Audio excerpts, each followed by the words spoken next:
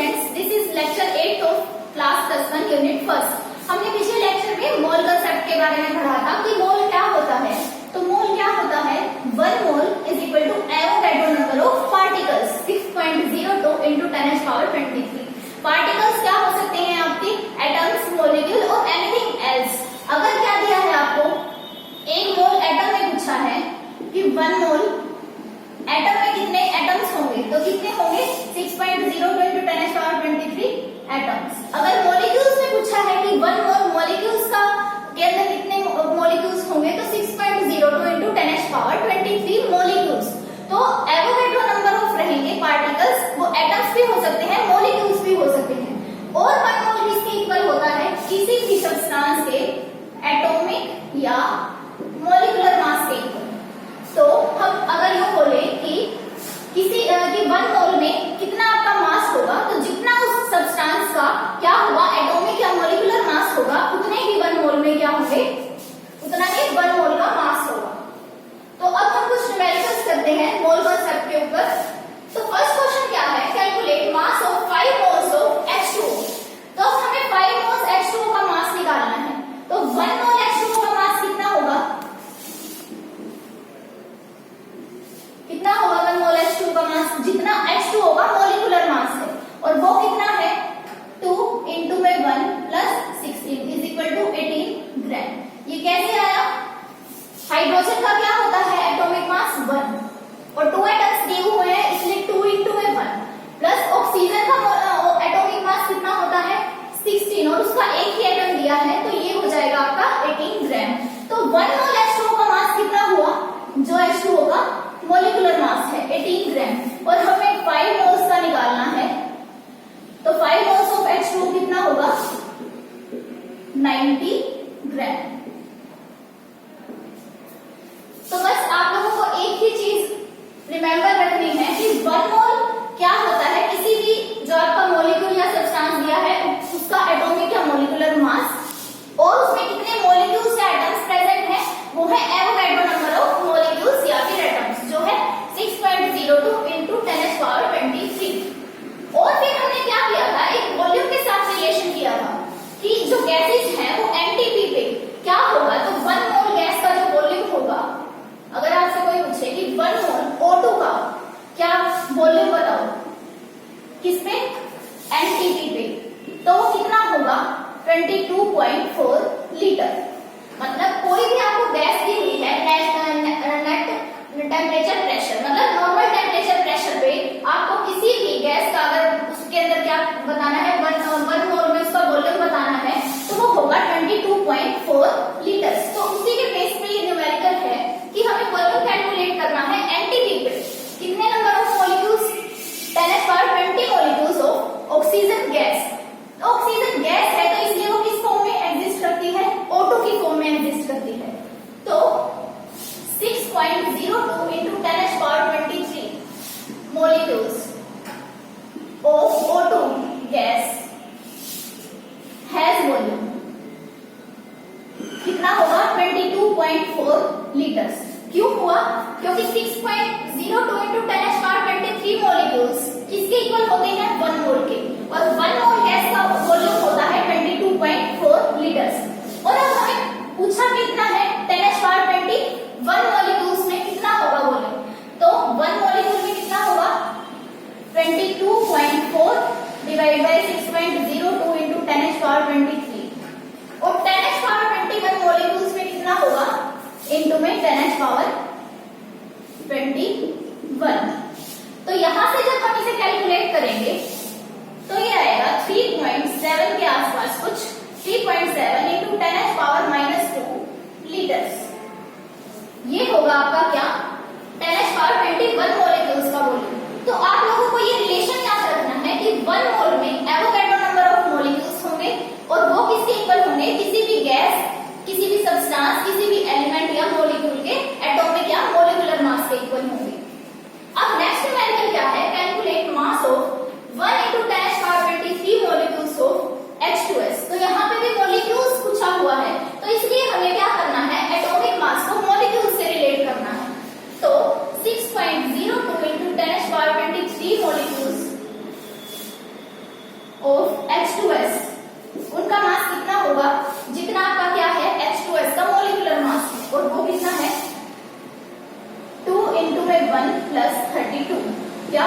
34 ग्राम, क्योंकि आपके सल्फर का क्या है 32 ग्राम और हाइड्रोजन के 2 एटम्स दिए हुए हैं इसलिए 2 इंटू में 1, तो 34 ग्राम हो गया आपका 1 मोल ऑफ H2S।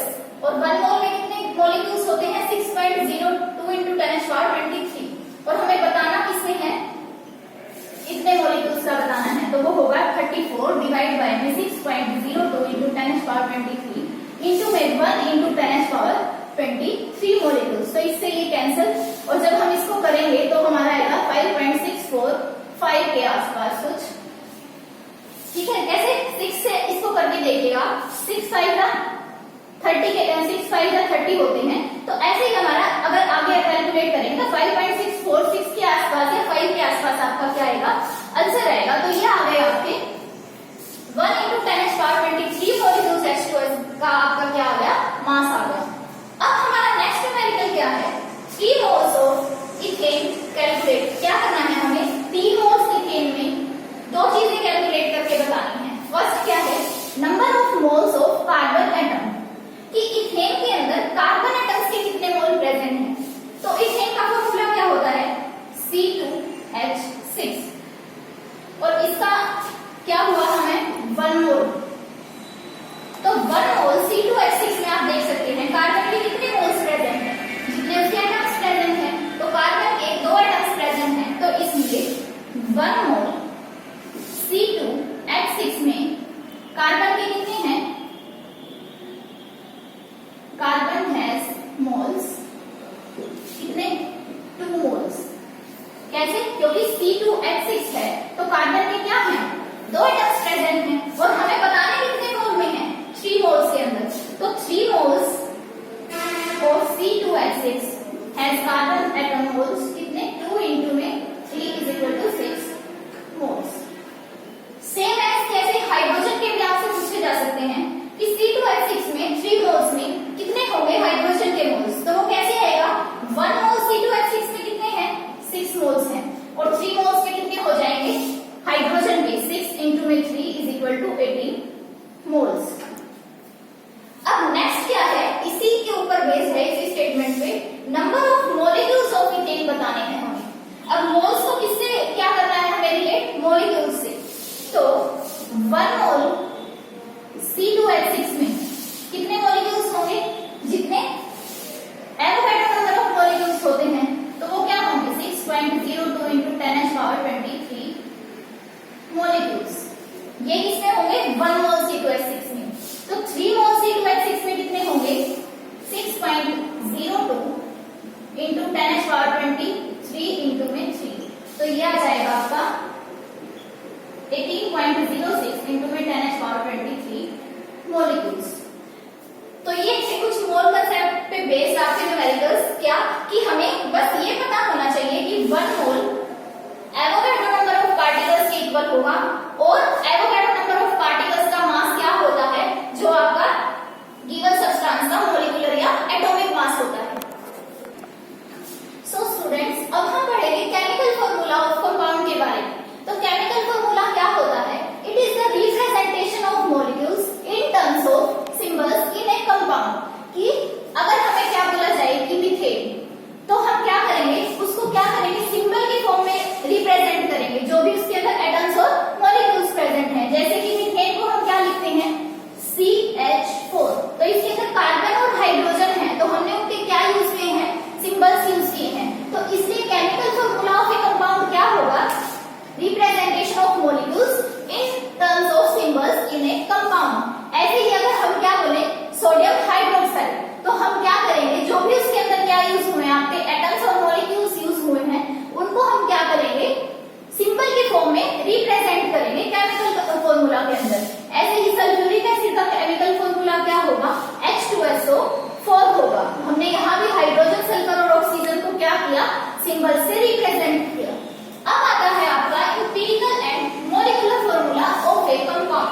तो मॉलिक्यूलर फॉर्मूला क्या होता है it is a formula of A compound which gives actual ratio of atoms of various elements present in one molecule of compound. तो मॉलिक्यूलर फॉर्मूला क्या होगा ये क्या बताएगा हमें एक्चुअल रेशियो बताएगा किसी भी मॉलिक्यूल या कंपाउंड की, ठीक कैसे जैसे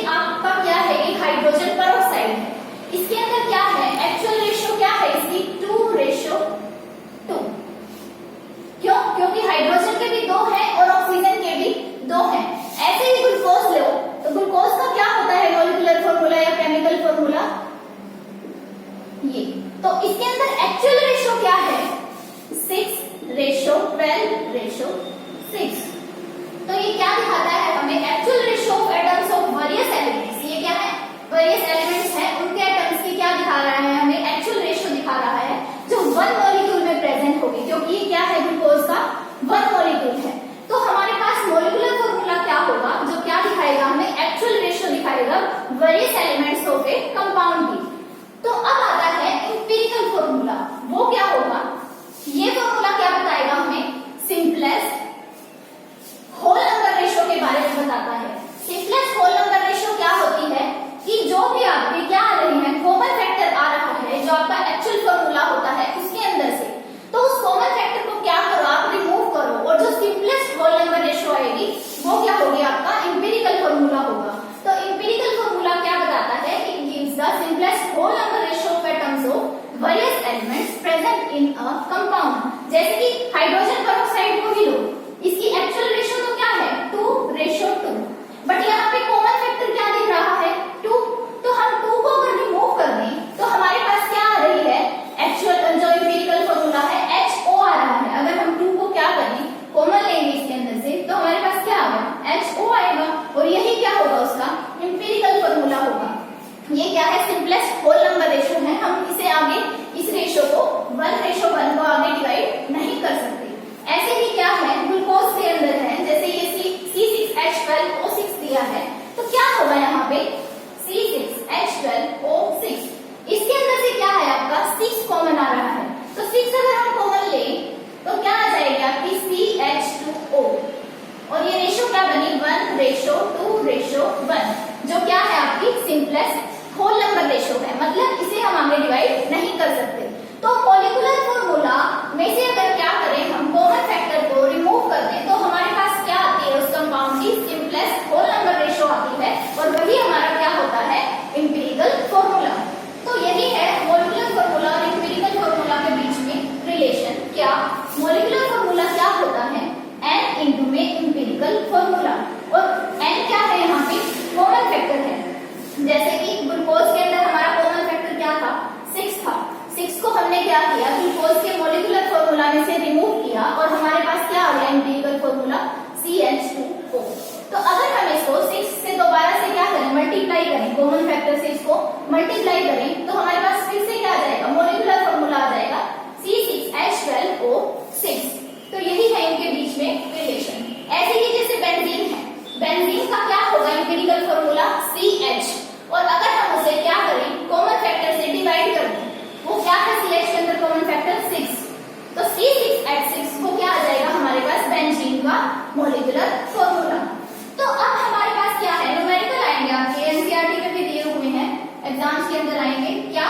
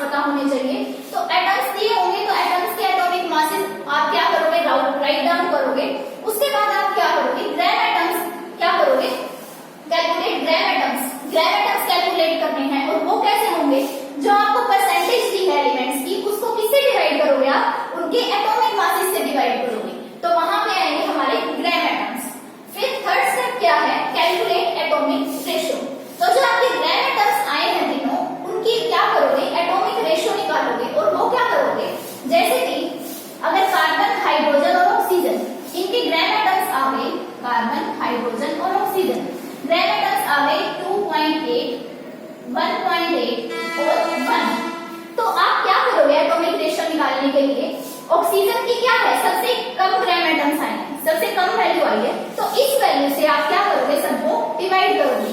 जैसे 2.8 डिवाइड बाय में 1, 1.8 डिवाइड बाय में 1 एंड 1 बाय में 1, और फिर आपकी क्या आएगी, वो एटॉमिक रेशियो आएगी। अब फाइनली हम क्या करेंगे, राइट डाउन करेंगे सिंपलेस्ट होल नंबर रेशियो, कि अगर आपकी क्या आ रही है एटॉमिक रेशियो 1.2 आ गई, ठीक 3.2 आ गई, तो उसको हम क्या करेंगे, सिंपलेस्ट होल नंबर रेशियो में कन्वर्ट करेंगे, ठीक।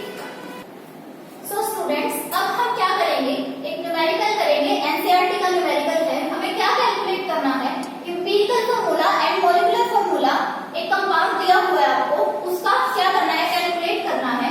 क्या क्या दिया हुआ है, उसके अंदर क्या है, आयरन है जो कितना है 69.9% एंड ऑक्सीजन क्या दी हुई है 30.1%, और मॉलिक्यूलर मास क्या दिया हुआ है उस फार्मूला का, उस कंपाउंड का 160 ग्राम। तो हमें क्या करना है, उसका एम्पिरिकल फार्मूला और मॉलिक्यूलर फार्मूला कैलकुलेट करना है।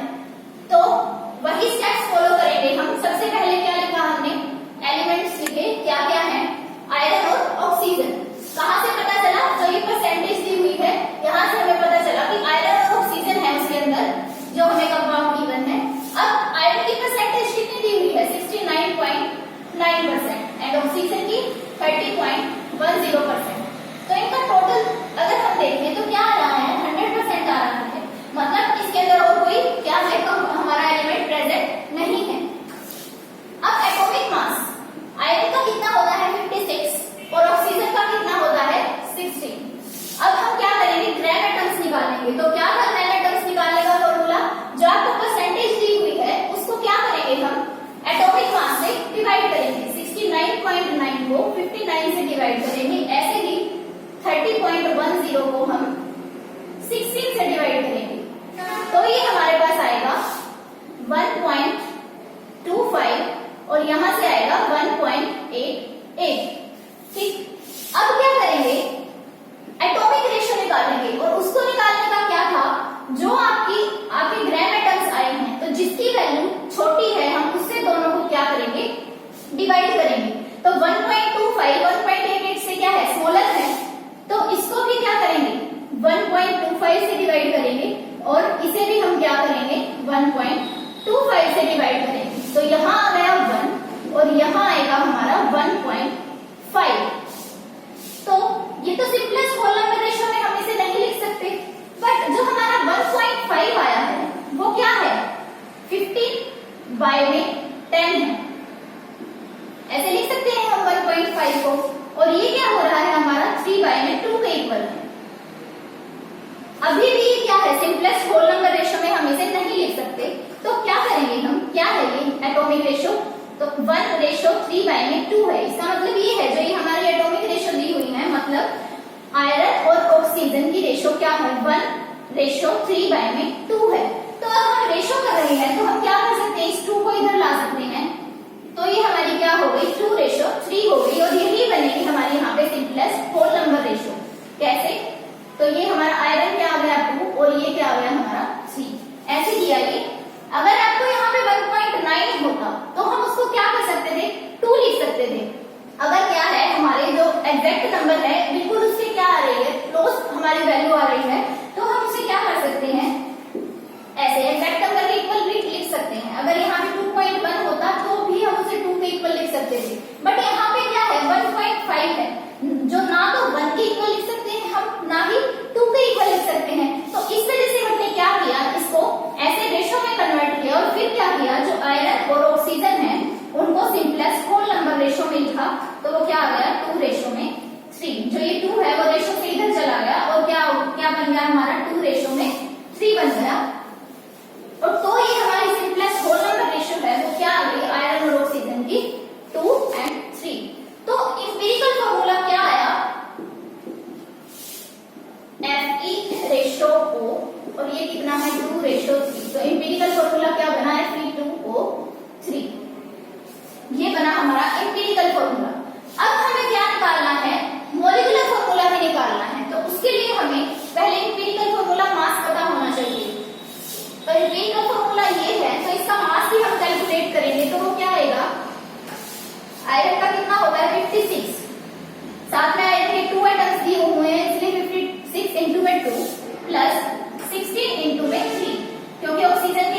3 एटम्स दिए हुए हैं और इनको जब हम क्या करेंगे, कैलकुलेट करेंगे, तो हमारे पास आएगा 160 ग्राम। अब हमें मॉलिक्यूलर फॉर्मूला निकालना है, तो मॉलिक्यूलर फॉर्मूला और एम्पिरिकल फॉर्मूला का रिलेशन ये था, molecular formula is equal to n into में एम्पिरिकल फॉर्मूला। तो अब यहां से हमें पहले n पता होना चाहिए, तो n क्या होगा,